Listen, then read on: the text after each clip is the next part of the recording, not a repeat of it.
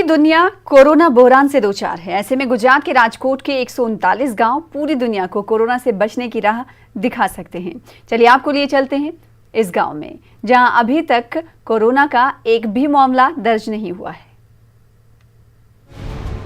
जब तक इस महामारी की वैक्सीन नहीं आ जाती, हमें कोरोना से अपनी लड़ाई को रत्ती भर भी कमजोर नहीं पड़ने देना है। एक तरफ वज़ीर-ए-आज़म नरेंद्र मोदी लोगों से अपील कर रहे हैं कि वो दवा आने तक कोरोना वायरस से बचने में कोताही न करें। वहीं दूसरी तरफ गुजरात के राजकोट में 139 गांव ऐसे हैं जहां कोरोना का एक भी केस दर्ज नहीं किया गया है।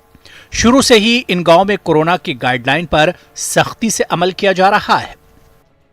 अभी तक हमारे गांव में जो सलामती है वो हमारे रूप से पंचायत के सहयोग से और गांव लोगों के सहयोग से वो कोरोना को एंट्री नहीं देने की थी।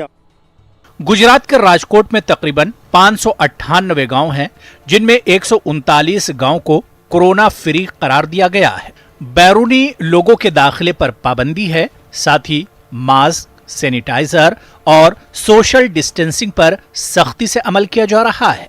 गांव की गलियां बंद की हुई थी, कोई बाहर दूसरे शहर या गांव से लोग गांव में प्रवेश नहीं कर सकते थे और गांव में सभी स्वच्छता का और सैनिटाइजर का पूरा ख्याल रखा जाता था।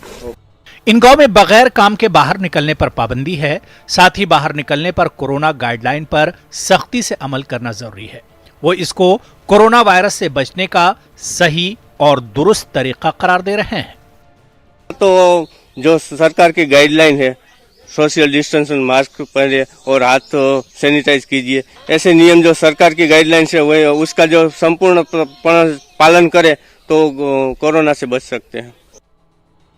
राजकोट की 96 तहसीलों में से 27 तहसीलों के इन 139 गांव में कोरोना का एक भी केस नहीं होना इस बात की मिसाल है कि कोरोना से बचा जा सकता है।